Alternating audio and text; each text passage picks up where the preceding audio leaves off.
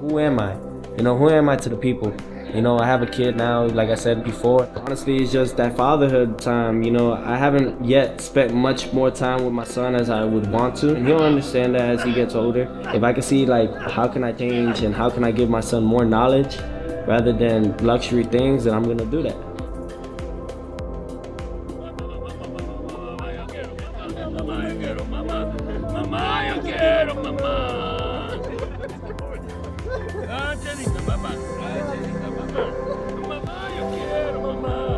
My father, though, is the one that really, he knows me best. He's seen me at my worst, he's seen me at my best, you know, and he's gonna be the one that definitely is gonna tell me the things that I really need to focus on how can I beat this guy. I trust him with my life.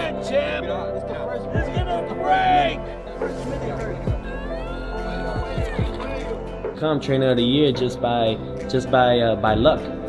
You know, in 2020. You know, we beat the most decorated fighter pound for pound during that time, Vasily Lomachenko. That was from him.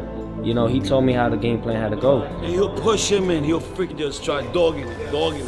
But he's trained for that. He's trained to keep on doing that every round. So when he spars, I tell him, okay, you can box. Yeah. You can box, but what's gonna happen when you can't box no more? You get tired of it and you feel that guy's weight. Yeah.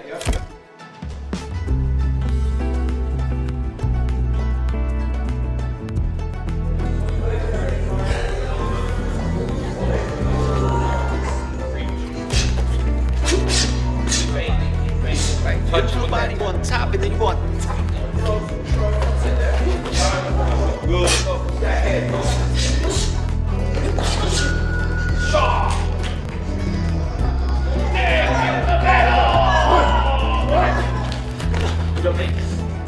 Concentrate. You're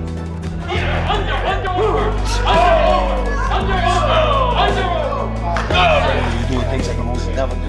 Lopez has always lived in that awkward place where self-assurance verges on disobedience and belief is strengthened by questioning rather than stolen from praise. He has never been the type of person who needs order and tranquility in order to function. If anything, his best self has typically been awakened by upheaval. And that's why his training for Shakur Stevenson is so intriguing. The sound hasn't altered him this time. He's focused on it. Behind the scenes, Teofimo's training has focused on strengthening the aspects of his game that don't depend on adrenaline, improving distance management, maintaining discipline in between blasts, and imposing structure on times when he used to freestyle. Other times, you know, I didn't want to go into the gym. I didn't, you know, especially when I had to swim. You know, that was painful.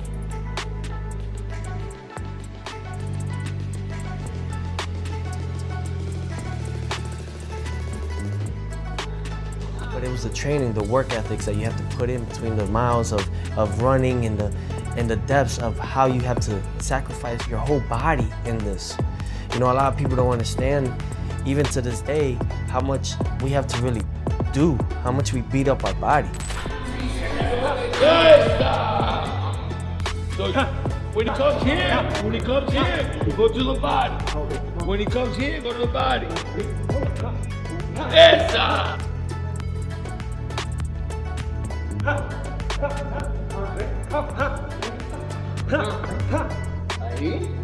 Oh, beautiful.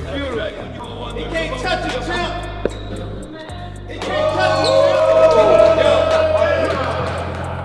it. Power and athletic bursts are not the only things that are emphasized. It depends on timing, patience, and realizing that you don't have endless opportunities when facing someone like Shakur. This camp seems to be focused on accountability. He spoke more to himself and less to the audience. Each session seems to be intended to address a single query. When the battle slows down, can Teofimo maintain his composure? He is aware that when opponents become irritated, Shakur flourishes. The task at hand is to learn to press without hurrying and to resist that pull. Moments are not what this Teofimo is chasing. This combatant is attempting to subdue them. The most hazardous version is the one. Shakur Stevenson, a fighter who has never needed chaos to discover himself since discipline has always been his natural environment, is on the other side of that preparation. You know who that is, right? Like, really looking. My father put me in with the top guys, professional fighters at like 12, 13 years old. You know, and that was something that I I really enjoyed the most because it was hard. I would cry, I would run away, I didn't like it. I would tell him like, you know, this is not for me, I want to quit. And he would just, nope, no, you could do this. My father would flip it around sometimes and say, okay, you want to quit, we'll quit. And literally I would stop for maybe a day or two and bug him, be like, hey, I want to go back in the gym. So I believe we had this connection, obviously, since birth. You know, you gotta be serious and stuff. You know, yeah, that's to get focused on the fight, but gotta make it a fun camp. Right now, I'm gonna blow my dad's ear.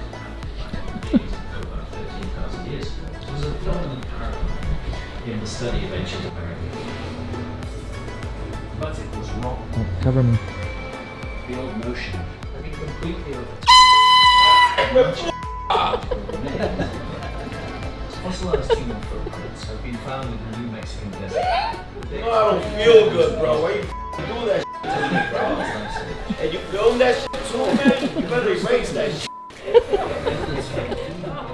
Where Teofimo learns self-control to sharpen his edge, Shakur eliminates surplus to refine his.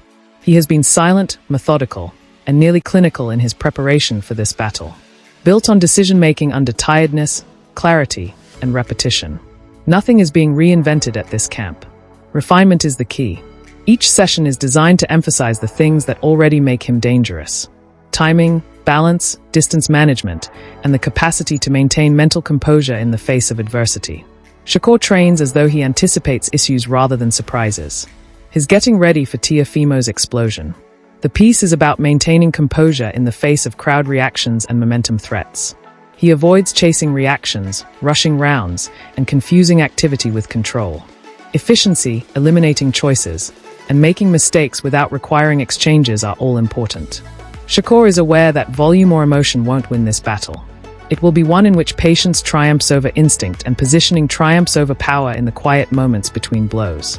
That way of thinking is reflected in this preparation. He is not preparing to prove anything. He is preparing to perform. It's very important to take breaks in between camps, you know, or even in camp. We're so focused at what's at task that we end up forgetting to have fun. You know, we have a long week of training. Let's reward ourselves for that. Today we're doing sparring breakfast. So we're gonna do a little mixed potato hash with some chicken, sausage, and some protein pancakes, and some ancient grain sourdough. Ready, ready. What you mean too slow? Too slow. Get out the way. It's all that matters. It's all that matters. If I'm Zach, I'm gonna keep walking to you and over there. He gotta catch me. It's only 3 runs.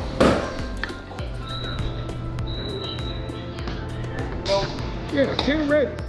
We need to report today. Bring the smoke, baby. That dude is going into boom later.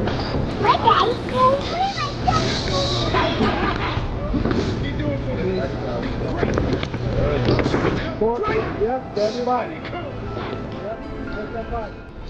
July 12th, demolishment. We're gonna demolish it. Guys way too slow. Shakur's too sharp, too fast, too strong. Teofimo Lopez is doing something equally illuminating in his own way, while Shakur hones silence and accuracy. He speaks with conviction about ownership, not to persuade others but to remind himself. This isn't bravado or promotion. He's defending his turf and his identity when he says Shakur can't take what he's bled for. I appreciate his self-awareness here, the video game references, the discussion with Roy Jones Jr., and the study of figures like Henry Armstrong suggest a camp driven by curiosity, not ego. Teo knows Shakur Stevenson will be too strong for simple athleticism, so he's searching for subtleties that don't show up on highlight reels but flip rounds, like layering, deceit, and timing off feints. I think it's telling that he openly acknowledges his ignorance, as it signals growth rather than weakness. You can hear how deeply legacy shapes his thinking when he talks about attitude, faith, and destiny. He's not trying to outsmart Shakur. He's trying to disbelieve him, even embracing the label of being dull instead of dismissing it. Teofimo doesn't reject narratives. He confronts them head-on. So while Shakur sharpens control in the quiet, Teo sharpens conviction in the noise, researching, adjusting, and convincing himself that belief plus preparation leads to takeover when the bell rings. There we go. There we go. Left 15, all the way down. Tweaking today. Yeah, that's that prep. That's so what you already been doing. Yeah. They got it. I feel great.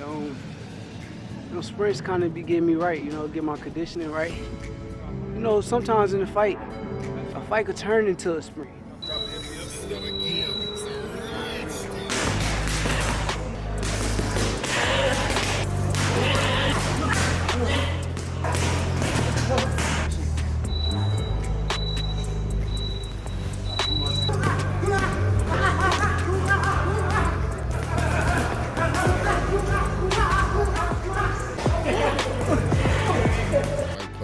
I heard you was the one that wanted to fight, right?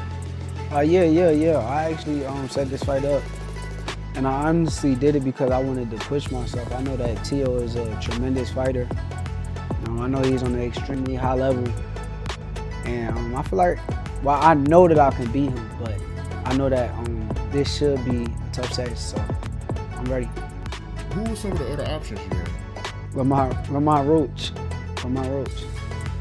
That would have been a real good fight, man. But I mean, Teo, he's a bigger name, though, so I see why you went with him.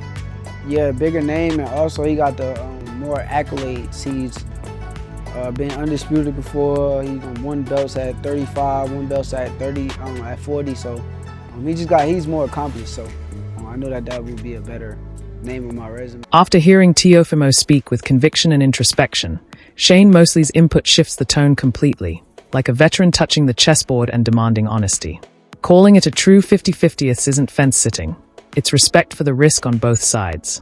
Mosley cuts through records and hype to one question: who imposes their will first? Shakur wants calm control, while Teofimo can flip a switch and turn power, speed, and angles into disruption. And Mosley rightly reminds us this isn't chaos but a proven boxer who figured out Lomachenko in real time. From a veteran's view on weight jumps, Mosley urges patience and refuses to crown anyone early, noting that while the opening rounds are reconnaissance, by the second or third someone's imprint will shape the fight. Either Teao forces uncomfortable angles, or Shakur quietly controls distance and timing. Mosley shrugs at projections. I'm just watching, because this isn't about who looks better on paper, but who makes the other man face an uncomfortable version of himself, and when a Hall of Famer grabs popcorn instead of a scorecard, something real is coming. I think at certain points in your career, right, you have to realize that you don't know everything, right? And sometimes you have those, like the likes of Roy Jones Jr., who was arguably the best fighter in the 90s, even the early 2000s, and for him to want to, help me in some sense, maybe there's something that I'm not possibly there yet with that he could possibly add to my arsenal, and I would love to see more. I would love to learn more. That's like some type of mentorship. What's it like seeing him now kind of face to face? When you look at him, what do you see? Because obviously you're not locked in just yet, and the closer it gets to a fight, obviously things turn a little bit. But when you do look at Shakur, what do you think of him? I think I don't think too much of it. I think that he believes in himself. That's one thing. But I'm here to destroy his dreams and all that he wants to do and become. You can't take this from me. I worked very hard for it. I've bled for this. And I'm not taking nothing from him, but I just believe that what's gonna happen next is for destiny in the boxing ring to this. Shakur must face challenges Teao has overcome, and Teao must show growth under pressure. This is boxing at its purest. The best against the best. No padding, no safety nets, where command under duress reveals truth, and analysts can only say, let's see. When you combine everything, it's less about who sounds confident and more about whose identity endures contact. Teofimo Lopez strengthens conviction, brings order to chaos, and claims key moments, while Shakur Stevenson hones control, trusts procedure over noise, and lets patience temper urgency. Mosley reminds us it's about will, Lonnie B shows how they feel in the gym, and Wade Plemon frames it as boxing done right. It's not safe or predictable. It's a philosophical clash where disruption tests discipline, and the ring delivers the answer. 12 rounds reveal true selves, not just winners. Don't forget to like, share, and subscribe for more insights and breakdowns.